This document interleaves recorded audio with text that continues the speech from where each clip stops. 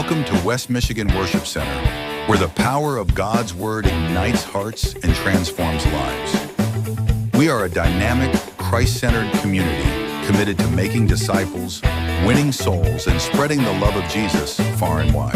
At our church, the Bible isn't just a book. It's our foundation, our passion, and our mission. We believe in the life-changing power of the gospel, and we're dedicated to sharing it with every generation, across every nation. Join us as we unite in faith, fueled by a purpose that transcends borders and impacts eternity. I am glad that you came, though, this morning, ladies, because the thrust of my message, as I said before, is going to be directed at the men. I believe that men need to be encouraged this morning. Amen? Amen. Particularly fathers. And fellas, it's time for us to stand up and equip ourselves as men. Say men. Men say men. Yeah. Say men. Yeah. Thank you. Men. No. Men. No more excuses. No more hiding behind the wife's skirt. No more putting the blame on her. I can't be the man that God called me to be because of my wife. Your wife what? Well, she nags me all the time. What is she nagging you about? Is it something that you need to do? I just can't take all that negativity. What's driving her toward negativity? Fellas, the buck stops here today. Don't look at your wife. Keep your eyes on me. We need to quit making excuses about not doing what we're supposed to do as men. In fact, God is requiring from us this morning some things as fathers. So if you're a father, this is really for you. Now, what does Webster say about the definition of a father? It says the state of being a father, when you say a father, it's a state of being a father, or it's the state of having one or more children, or it's the qualities or spirit of a father. And today I'd like to propose to you 4 areas that we as fathers, as men, would do well to embrace and heed if we're going to fulfill the mandate of fatherhood. Okay? First one is this. Leader. Say leaders, fellas. Leader. Say leaders, ladies. Leader. Now you know, fellas. You got to do better, fellas. Leaders. First of all, the husband and father role is to be the leader. God's design for the father and husband to be the leader was found from the beginning, but we find a passage in Ephesians that addresses this.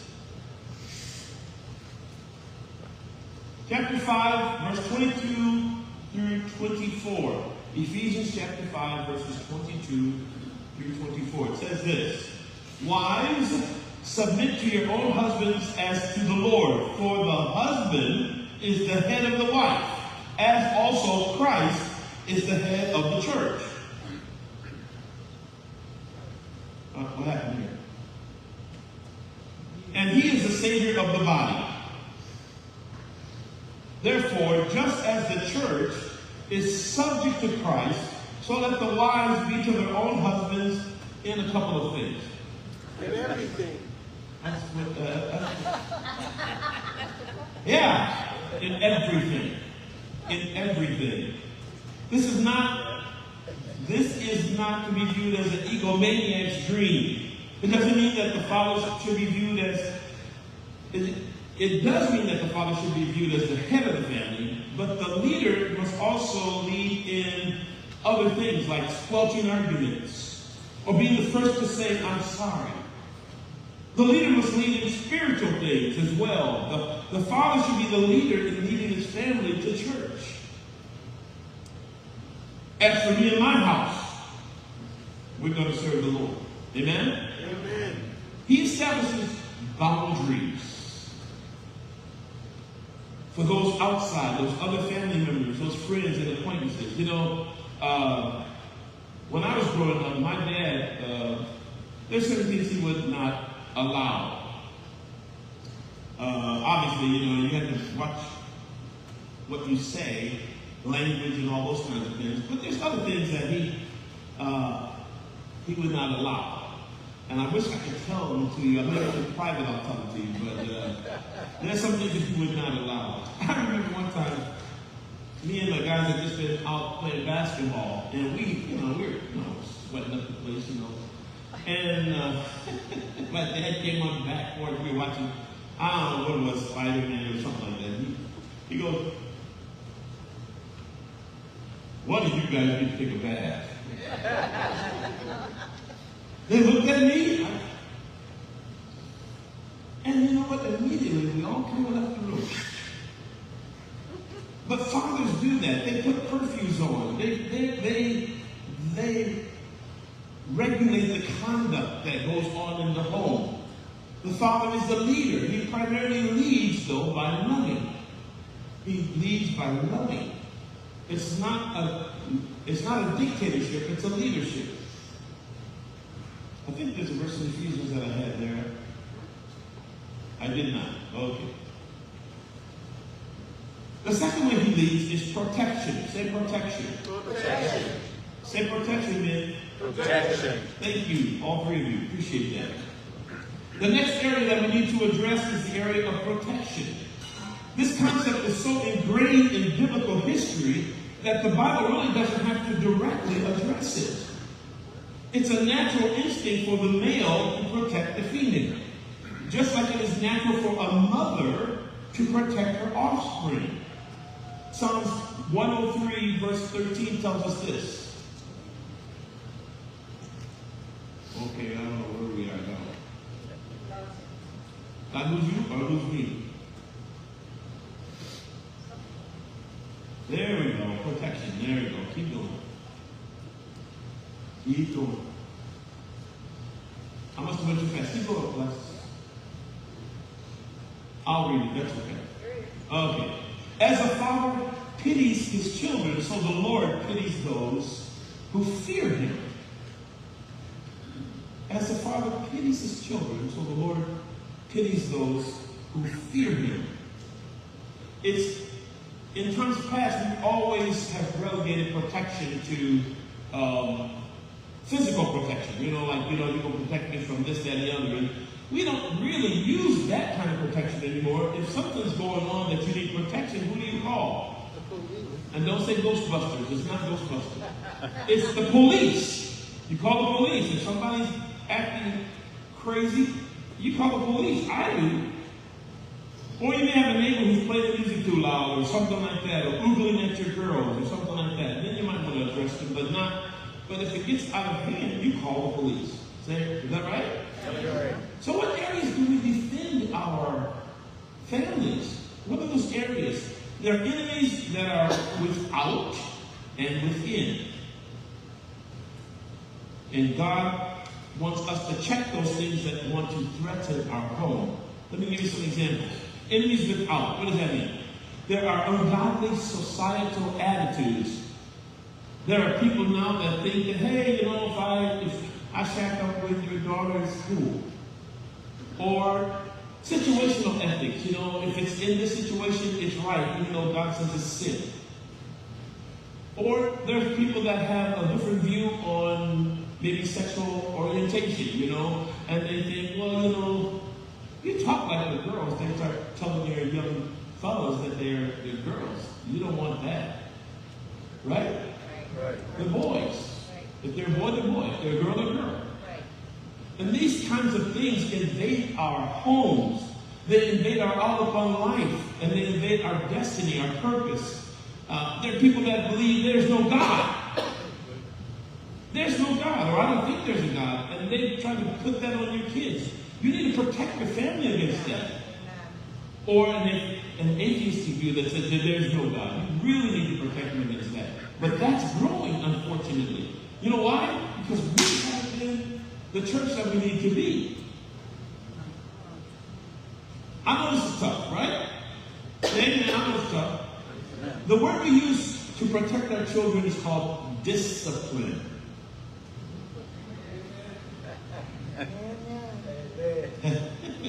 Discipline. Proverbs 13. Oh, I'm sorry, thank you. Within, I didn't get to within. Within there's rebellion. How many of you experienced that with your kids? Okay, don't raise your hand. Rebellion, carnality, that's when they just do things that they know God would not approve of. Their attitudes, they do stuff that makes you want to reach out and touch them. Okay? And then there's ungodly morals. They do things that they know they shouldn't be doing. You know they shouldn't be doing it, but they do it anyway. That's the kind of things that we need to make sure that we guard our family against. Proverbs 13, back to Proverbs 13. He who spares his rod hates his son, but he who loves him disciplines him sometimes. Promptly. This is the word of God. This is not Pastor Robert speaking, but I can attest to this, that this works. Disciplines him promptly. Ephesians 4. Ephesians 6:4. Oh, sorry, this one. Chasing your son while there's hope. Boy, that's true. And do not set your heart on his destruction. Now, parents, you need to hear that too. Especially your moms when you get tired of your kids. Do not destroy them. But this is for the men today, so we're talking about the men, okay? Do not set your heart on his destruction. Ephesians 4 says this, and you fathers, do not provoke your children to wrath, but bring them up in the training and the admonition of the Lord. What does that mean? It means that, it doesn't mean that your kids won't enjoy discipline. Because they won't. They shouldn't. They shouldn't enjoy discipline. They should tell them two things. One, it tells them that you love them enough that you're willing to risk them liking you to discipline them. I should have heard one amen from there. I still don't hear an amen. What's going on? We need to discipline our kids. You need to discipline them. I share stories about my kids all the time, but if you don't discipline a kid to obey you, you set them up for danger. That's right. You got a little kid that's playing ball, and if you tell him to stop and he doesn't stop, he can be chasing the ball out on the street. You say, stop! And he's ignoring you, he'll go out there and get killed. And whose fault is that? Is it the kid's fault or yours? Yours! Fatherhood is not for wimps.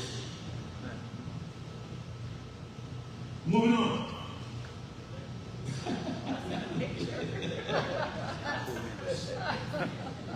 The third thing we need to provide is provision. Say provision. Provision. One of the principal roles of being a father is to provide for your family.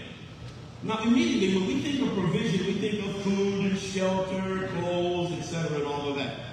And provision is certainly embodied in all of that. But today, we don't have to go out in the wilderness to go and kill a bear to bring food home to the family. We don't have to do that. We don't have to hunt down game to put food on the table. If we go out, we'll go to Wally World, that's Walmart, or Myers or something like that to get what we need. But they don't just give us those things. Oh, you get food here. No, it costs you something. It costs you money. So men, we provide for our families by working, getting a job, bringing in whatever is needed to help the family. So I can't work right now. Then there are other things that you need to do that are equally as important. Things that you can't buy. Families need your love. Love. Wives, children need you to love them. You need to tell them. They need your affection. Verbally tell them. Physically, put your arm around them and say, hey, I want you to know I love you. Tell them. There comes a time when, kids feel awkward with their parents hugging them. Do it anyway. I'm embarrassed my kids. I have. But you know what? It's so wonderful because they're so used to me acting crazy that I can hug them anytime now because they know their dad loves them. I hug you guys too. I don't know why, but I do. Anyway, time and maturity catches up so quickly. So the more you show it, the longer it lasts, And husbands, can I put a plug in here for the wives? You guys, ladies, just plug your ears. Hug your wives. Hug your wives and kiss them in front of your kids. Boy, it got quiet in here. Wives, look at me. Don't look at the husband. Look at me. Husbands, hug your wives and kiss them in front of your kids. Your family needs to see, they need to see your affection for you, for your wife.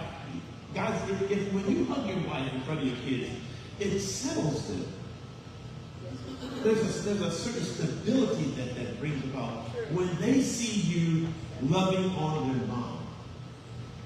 And wives, this is not the time to go, what are you doing? Just receive it. Thank you, honey. That was so sweet. Or, what do you want? No. Just enjoy it. Everybody, wives included, needs to hear you say, you know what? Good job. Good job. When your kids do something right, say, good job. Even if it's something that you ask them to do, when they do it right, say, good job.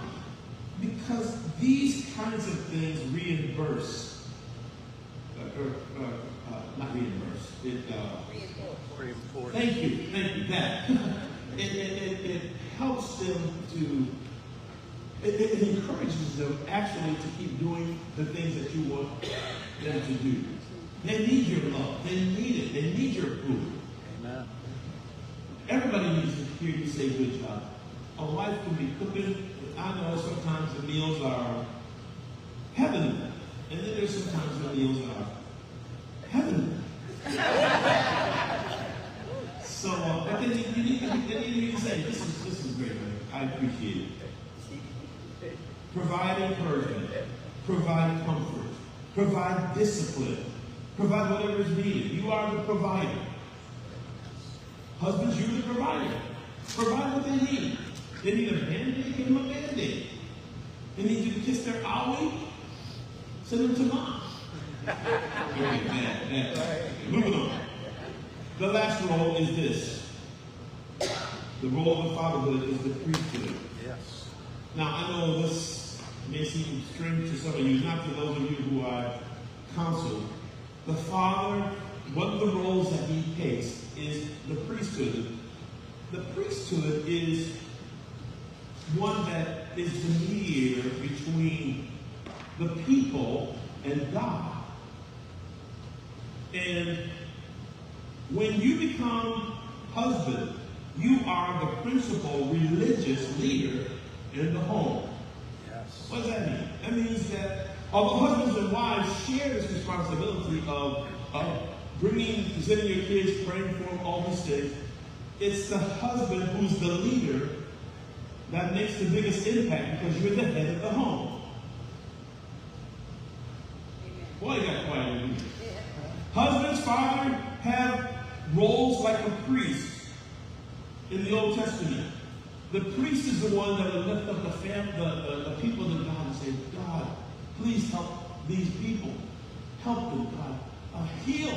Sometimes you need healing in your marriage, or there's discord. You're the one that brings it to God. Husbands, you're the one. Fathers, you're the one that brings up the family to God. You're the one that brings up the children to God. Say, oh God, help Junior. God, help him. He's got this stubborn spirit. Jesus, help us to break it. Help us to know what to do. Because we want him to serve you. We don't want him to get in trouble. We don't want him to be in jail. Husbands present their wives and children to the Lord.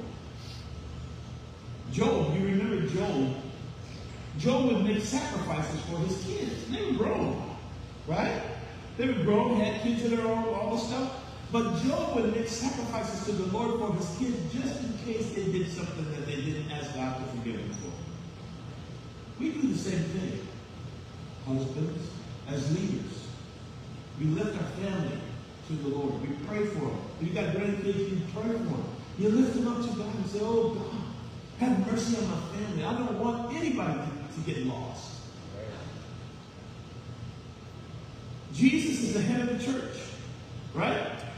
And the Bible says he sanctifies. He sets it apart, the whole church. It is equally true that the husband will give an account before Almighty God. Now hear me on this.